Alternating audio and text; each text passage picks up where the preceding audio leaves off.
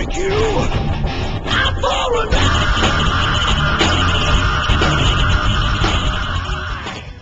The hardcore bikers came from all over Daytona to Willies Tropical Tattoo for what has become the biggest old school bike show in town. When we got to Willie's, the parking lot was almost full, but still they kept coming. Before the day was over, the show turned into one big party, and that's just the way Willie likes it. Willies Tropical Tattoo has been a fixture in Daytona for years. It's where the locals come to get their tattoos. And Willie said he started this event just to give his guys a chance to see some of the bikes since they stay so busy during bike week. 7, 8 years ago, we started doing our old school chopper show up here, you know, just so the guys could get to see some of the motorcycles and stuff that was in town. And more like the low budget bikes and stuff, instead of all the real fancy, you know, motorcycles. Bikes that are like home built, garage built, you know, for $10,000, $12,000, you know, and under, instead of, you know, $40,000, $50,000 motorcycles. And it all started out as just, you know, a real small deal, you know, for the guys at the shop, get to see the bikes and stuff. Last year, after 110 bikes, we started turning them away. Kind of like, I don't know, it's kind of where I came from, low budget motorcycles and stuff, you know, before all this stuff got into $30,000, $40,000, $50,000 bikes, you know, and I don't know, it's kind of like what the guys that all work at my shop and stuff ride and stuff too, you know. You know, it's just for the regular guy, you know, not just somebody that just goes out and throws all the stuff on a credit card and stuff, you know. It's down-to-earth people, you know. We've been here since going on like 20 years, same location, same spot. Had the opportunity to branch out all over the place and stuff, but I kind of just put everything into one place and stuff, you know, because, I don't know, to stay on top of things, I don't see how you can just do that stuff all over the place and stuff. And I don't do the traveling deal. I'm totally against traveling trailers and all that kind of stuff. I think that takes a lot away from the professionalism of it all. I've known Willie for probably 15 years. I met him when I first moved to town, and he's done all my tattoos. I try to send as many people as I can this way. He keeps top-notch guys here, and he's a good guy.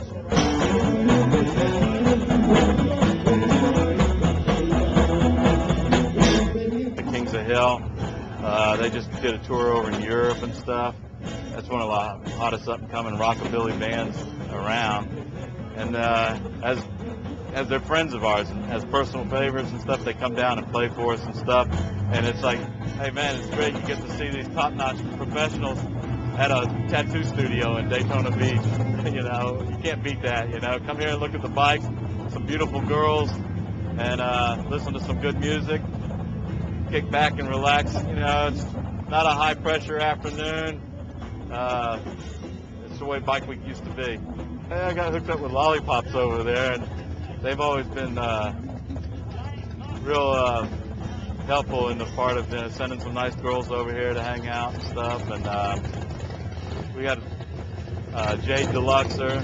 I'm Jade Deluxor. I'm a Hustler centerfold and cover girl. I've also been in some adult movies, and I come here and I sign autographs and hang out with Willie and the gang. Hey, you can't help it for loving beautiful women. Yeah, I have to agree with you, Willie. As my grandpappy used to say, that jade would make you hurt yourself. But luckily, I'm in good shape. So if you think you've got what it takes to compete in the Tropical Tattoo Old School Bike Show, then get busy with your English wheel, fire up your grinder, and spark up your welder. And we'll see you at Willie's in March during Bike Week. To the bikers in the Carolina, he's known as Fish, and over the years he's developed quite a loyal readership in his monthly columns in the Carolina insert of U.S. Rider News. Each month, Hooking Up with Fish takes readers to interesting locales and introduces the readers to bikers he meets along the way. Recently, Fish decided to attend the Smoke Out West out in Arizona, and when we caught up with him in Daytona, he'd already logged over 5,000 miles on his bagger, affectionately called Alice. Alice is a 89 Ultra Classic.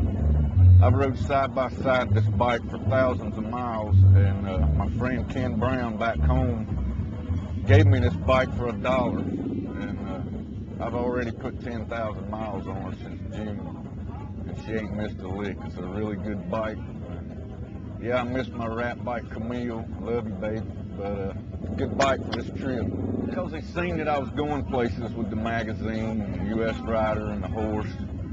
And I feel like he knew I needed something to do these longer trips, because we'd get home from a 1,000-mile trip, and I'd climb off that rat bike and we wore slap out, and he could see that it's a rough ride on a bike that's older than I am. Oh, Lord, what a trip. I was born and raised in North Carolina, real close to the Charlotte Motor Speedway. And since a boy, I've been fascinated with bikes and been around bikes. My dad rode bikes. He put me on my first bike when I was 19 years old, and I hadn't been without one since.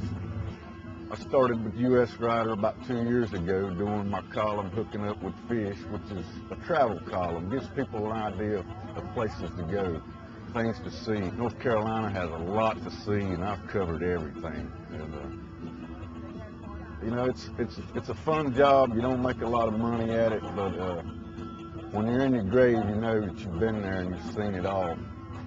I got started before I left the trip. Some of my friends wanted to wish me good luck, and the Blue Bananas, one of my best friends in the world, Zeb, and the rest of these people are people I met on the road, and it just kind of got started. Randy Russell, who works for the Harley dealership in New Smyrna, he's actually the person that named Biketoberfest. I've got a letter in my tour pack to where the city sent him a letter thanking him for coming up with the name, because nobody could come up with a name that didn't give you that sense of fall weather, like it would be cold here. They wanted a catchy name, and he's actually the person that came up with the name.